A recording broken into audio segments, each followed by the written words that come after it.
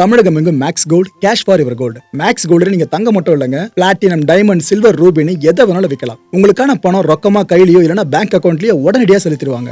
Market மதிப்பை விட 100 ரூபாய் ஒரு கிராமுக்கு உங்களுக்கு கூடுதலா கிடைக்கும். தமிழ்நாடு முழுக்க டோர் ஸ்டெப் சர்வீஸும் இவங்க ப்ரொவைட் பண்றாங்க. உங்களுக்கு கோல்ட விற்கணும்னா அதுக்கு ஒரே ஒரு பெஸ்ட் பிளேஸ் மேக்ஸ் கோல்டு தான். கால் 04445454545. வணக்கம். Big topic with Karthik Mayakumar. பொதுவாக நாம இது போல விஷயம் எடுத்து பேச மாட்டோம்.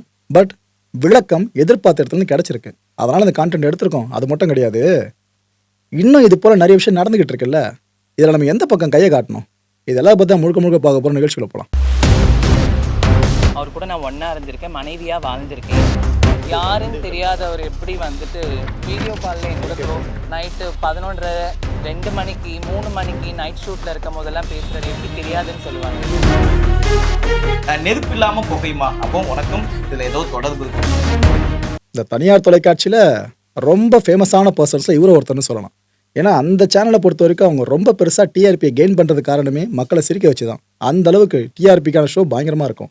அதில் சிரிப்பு சார்ந்த ஷோஸ்லாம் இவர் நல்லா பார்க்க முடியும். லேடி கெட்ட போட்டு பண்ணுறதுல பெரும்பாலும் இவரோட கான்ட்ரிபியூஷன் இருக்குங்க. நாஞ்சில் விஜயன் அவர்கள். இவர் 2023 வருஷம் மரியா அப்படின்ற பெண்ணை திருமணம் பண்ணிக்கிறாரு. இந்த தம்பதிக்கு சமீபத்தில் ஒரு சில மாதங்களுக்கு முன்னாடி ஒரு பெண் குழந்தையும் பிறக்குது. ஸோ ஒரு ஹாப்பியஸ்ட் ஃபேமிலியாக தெரியுதா? ஆனால் இந்த சந்தோஷம் ரொம்ப ஆட்கள்லாம் நினைக்கல. வைஷு கண்டிப்பாக இவங்களை நீங்கள் பார்த்துருப்பீங்க. ஒரு செலிபிரிட்டி லெவலில் இருக்க ஒரு திருநங்கை தான். இவங்க கமிஷனர் ஆஃபீஸில் சமீபத்தில் புகார் கொடுத்தாங்க. அதில் என்னென்ன சொன்னாங்கன்னா, பல வருஷமாக நாஞ்சிலோடு நான் காதலில் இருக்கிறதா சொன்னாங்க. என்னை திருமணம் பண்ணிக்கிறேன் அப்படின்னு சொல்லி ஆசை வார்த்தை கூறி என்னோடு பாலியல் உறவு வச்சுக்கிட்டாருன்ற விஷயத்தையும் அவங்க ப்ரெஸ்லேயே ஓப்பனாக சொன்னாங்க. திருமணமான பின்பும் அவர் என்னோடு பழகிட்டு தான் இருந்தார்னு அடுத்த ஒரு குண்டை தூக்கி போட்டாங்க.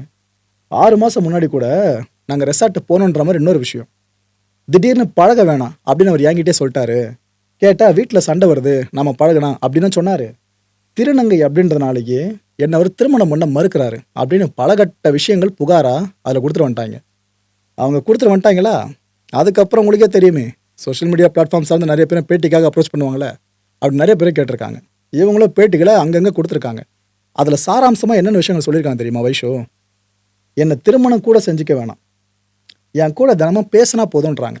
அதாவது சட்டப்படி ஆக்ஷன் எடுத்து நாஞ்சில் ஜெயிலுக்கு அனுப்புங்க, நான் அதெல்லாம் கேட்கல, பழைய மாதிரி என்கிட்ட பேசினா போதுங்க, எனக்கு ஒரு பில்லர் மாரி தேவையில்ல, அதுக்காக அவர் பேசணும்னு இதை மட்டுமே முக்கியமான கருப்பொருளை வச்சு அவங்க போகிற இடத்துலாம் பேச ஆரம்பித்தாங்க இந்த பேட்டிகளில். அப்படி இல்லைனா நான் என்ன பண்ணுறது, விபரீத முடிவு மட்டும் தான் எடுக்கணும்னு அப்படி கொண்டு போயிட்டாங்க விஷயத்த. எனக்கு குழந்தை பிறக்காத நிலை, ஸோ அதனால தான் நானே நாஞ்சிலை கல்யாணம் பண்ணிக்க சொன்னேன். அதுவும் நாஞ்சில் கல்யாணம் பண்ணியிருக்க பொண்ணு இருக்காங்களே, இன்ஃபேக்ட் அவங்க ஃபேமிலி நாஞ்சிலுக்கு தெரிய வர காரணமே நான் தான் சொல்கிறாங்க. ஸோ நாங்கள் 2 பேரும் நல்லா பழகியிருக்கோம். என்னால் குழந்தை பெற்றுக்க முடியாது, ஏன்னா திருநங்க. ஸோ அதனால தான் இவர் குழந்தை பெற்றுக்கணுமேன்றதுக்காக நான் இன்னொரு கல்யாணத்தை ஒரு பெண் சார்ந்து பண்ணிக்க சொன்னதா இவங்களே சொல்கிறாங்க. இதுக்கப்புறம் இன்னொரு விஷயம் சொல்கிறாங்க. இப்போ நான் போய் கம்ப்ளைண்ட்லாம் கொடுத்துட்டு வந்துட்டேன்லங்க, அதுக்கப்புறம் நாஞ்சிலோட மாமியார் எனக்கு ஃபோன் பண்ணாங்க.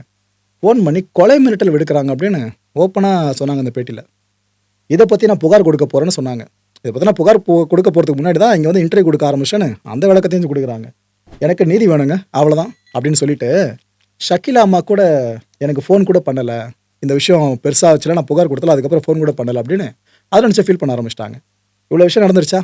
ஆக்சுவலாக ஷக்கிலா அவர்கள் ஒரு விளக்கம் கொடுத்துருக்காங்க. இப்போ அதை பற்றி நான் போக சொல்கிறேன். நாஞ்சில் பல பேர் தீர்த்துட்டாங்க. இது இந்த சொசைட்டியோட கேர்ஸ்ன்னு தான் நினைக்கிறேன்.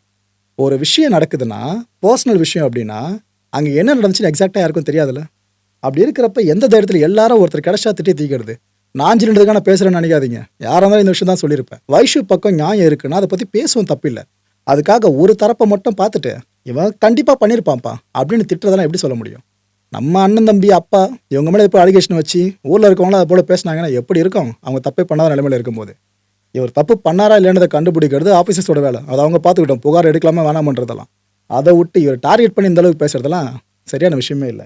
எந்த அளவுக்கு டாக்ஸிக்காக இருக்குது சோஷியல் மீடியான்றது இது போல விஷயங்கள் பார்க்குறப்ப தான் தெரியுது. லிட்டரலாக விளக்கம் கொடுங்க நாஞ்சில் அப்படின்னு பல பேரும் கேட்க ஆரம்பிச்சிட்டாங்க. அது இவரோட ஃபோனுக்கு எவ்வளோ கால் வந்திருக்கு யோசிச்சு பாருங்கள். இது போல விஷயத்தில் சிக்கியிருக்காருன்னா எவ்வளோ கால்ஸ் வந்திருக்கும். அதுக்குள்ளே ஆபாசமாக இவரை பற்றி பல பேர் வீடியோஸை போட ஆரம்பிச்சிட்டாங்க. நாஞ்சிலை பற்றி தெரியுமா, இவர் அதை பண்ணார் இதை பண்ணார் என்னென்னமோ போட ஆரம்பிச்சிட்டாங்க. இந்த டைமில் நாஞ்சில் ஒரு வீடியோ போட்டிருந்தாருங்க. ரொம்ப கூலாக சிரிச்சுக்கிட்டு ஒரு ஸ்கிரிப்டட் மாதிரி ஒரு வீடியோ போட்டிருந்தாரு. அதை நீங்களே பாருங்கள். ஆக்சுவலாக அது இன்னொருத்தரோட வீடியோ சார்ந்து இமிட்டேட் பண்ண வீடியோ, அது நீங்களே பாருங்கள். ஓய், என்னடி பண்ணுற பொண்டாட்டி? Miss you, love you, shooting வந்துட்டேன், மேக்கப் போட்டுட்டேன், பர்ஃபார்ம் பண்ண போகிறேன். யார் என்ன சொன்னாலும் நம்பாத. என்றைக்குமே உனக்கு நான் தான், எனக்கு நீ தான். பாப்பாவை பத்திரமா பார்த்துக்கோ. Miss you. சார் நான் எந்த தப்பு பண்ணல சார். எப்போ பார்த்தாலும் பயந்துனே கெட்டப் போட்டிருக்காரு, மேல பர்ஃபார்ம் பண்ண கூப்பிடுறாங்க. இதெல்லாம் முடிஞ்சிருச்சா? ஷக்கிலா அம்மா சொன்னாங்கன்னா சரியா இருக்கும், அந்த மாதிரி சொல்லிட்டு நாங்கள் நம்புறோம்.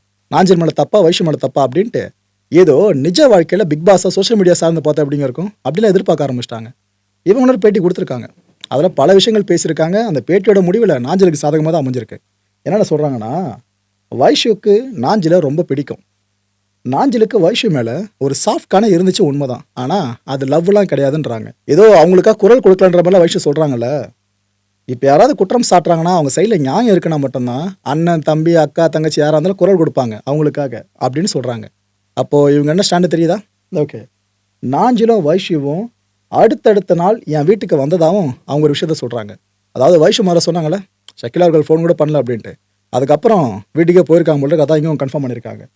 நாஞ்சில திருமணம் பண்ணி கொடுத்ததா அவங்க சொல்கிறாங்க. இப்போ அவர் மேலேயே கேஸும் கொடுக்குறாங்க.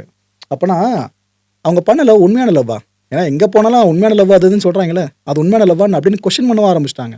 வைஷுவை சார்ந்து ஷக்கிலா அவர்கள் இந்த கொஸ்டின் பண்ண ஆரம்பிச்சிட்டாங்க. திருமணம் செஞ்சுக்கிறேன் அப்படின்னு நாஞ்சில் வைஷு கிட்ட சொன்னதா நான் கேட்கலப்பா அப்படின்றாங்க. இவ்வளோ விஷயம் முடிஞ்சிருச்சா? ஆனால் இதுக்கப்புறம் நாஞ்சில வறுத்தெடுக்கிற படலும் குறையிலையே, அதிகரிச்சு போயிட்டு தான் இருந்துச்சு. மூஞ்ச பார்த்தா தெரிஞ்சு நீ பண்ணிருப்பன்ட்டு இதை ஃபேஸை பார்த்து காலத்தை கடிக்கிற மாதிரி பல பேரை சொல்ல ஆரம்பிச்சிட்டாங்க.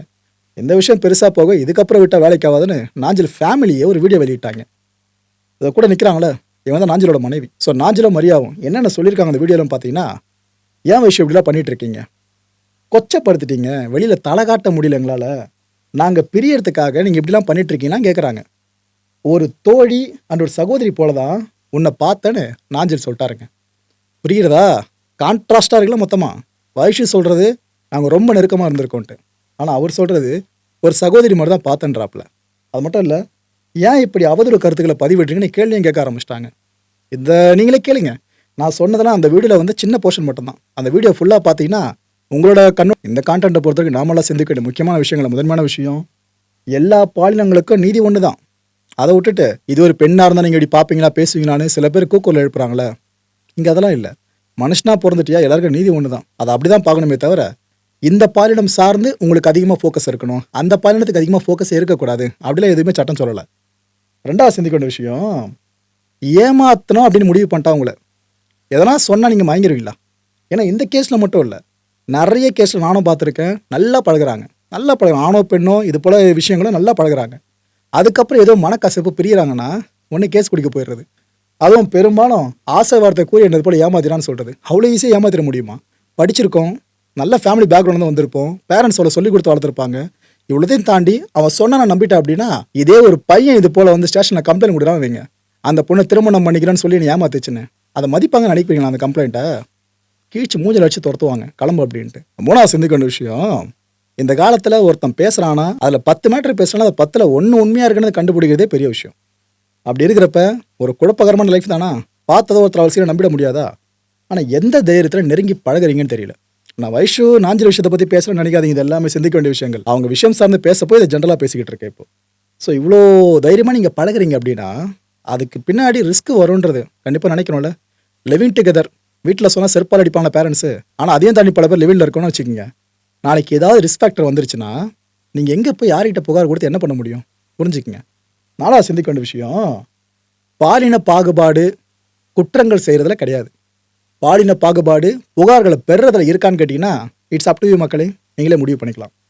அஞ்சாவது சிந்திக்க வேண்டிய விஷயம், பர்சனலாக இது போல் விவகாரங்கள் வெளியே வருதுன்னா சம்மந்தப்பட்ட அவங்க பேசணும். அதை விட்டுட்டு இதுதான் நடந்திருக்குன்னு சொல்லிட்டு அசம்ஷனில் ஏதோ ரூம்ல இருந்து பார்த்த மாதிரி பல பேர் பேசுகிறோம்ல, அந்த பழக்கத்தை முதல்ல விடணும். அதுவும் வீடியோஸ், எவ்வளோ வீடியோஸு என்னென்னமோ போட்டு வச்சுருக்காங்க. இவரை மட்டும் இல்லைங்க, வைஷு அவர்கள் சார்ந்தும் எவ்வளோ அசிங்கப்படுத்த முடியுமோ அது போலாம் போட்டுக்கிட்டு இருக்காங்க. இப்போ அவங்களே ஃபீல் பண்ணுவாங்க போல இருக்குது, அவசரப்பட்டு நம்ம சோஷியல் மீடியா பக்கம் வந்துட்டோமோ, இதை நம்ம லீகலாக மூவ் பண்ணிருக்கலாமோ அப்படின்ட்டு அவ்வளோ தூரம் பேசிக்கிட்டு இருக்காங்க ஒவ்வொருத்தனும். நல்ல ஒரு வீடியோ போட்டாலே கீழே 1000 கமெண்ட்ஸ் மோசமாக வரும். இது போல் விஷயத்தை வெளியே கொண்டு வராங்கன்னா இவங்களாலுமே யோசிச்சு பாருங்க. அதுவும் ஒன்று கவனிச்சிங்களா, அந்த தனியார் தொலைக்காட்சியை சார்ந்து அதில் இருக்க ஸ்டார்ஸ் இப்போ தொடர்ந்து இது போல் விஷயங்களை மாட்டிக்கிட்டு இருக்காங்க. ஸோ குறி வைக்கப்படுறாங்களா இல்லை இது ஆட்டோமேட்டிக்காக நடந்துட்டு இருக்கா, கடவுள் தான் வெளிச்சம். அடுத்த நிகழ்ச்சி சந்திக்கலாம். நன்றி, வணக்கம். தமிழகம் எங்கும் Max Gold, cash for your gold. Max Gold நீங்க தங்க மட்டும் இல்லைங்க, பிளாட்டினம், டைமண்ட், சில்வர், ரூபினி எதை வேணாலும் விற்கலாம். உங்களுக்கான பணம் ரொக்கமா கையிலயோ இல்லைன்னா பேங்க் அக்கௌண்ட்லயோ உடனடியாக செலுத்திடுவாங்க. மார்க்கெட் மதிப்பை விட 100 ரூபாய் ஒரு கிராமுக்கு உங்களுக்கு கூடுதலா கிடைக்கும். தமிழ்நாடு முழுக்க டோர் ஸ்டெப் சர்வீஸை இவங்க ப்ரொவைட் பண்றாங்க. உங்களுக்கு கோல்ட விற்கணும்னு அதுக்கு ஒரே ஒரு பெஸ்ட் பிளேஸ் மேக்ஸ் கோல்டு தான். கால் 04445454545. வணக்கம் மாயம் ஸ்டுடியோஸ் நண்பர்களே. மாயம் ட்ரெண்ட்ஸ் அப்படின்ற ஒரு புதிய ஃபேஸ்புக் பேஜை ஓப்பன் பண்ணியிருக்கோம். நீங்கள் யூடியூப்பில் பார்த்துட்டு இருக்கீங்களா நம்மளோட கான்டென்ட்ஸ்லாம்.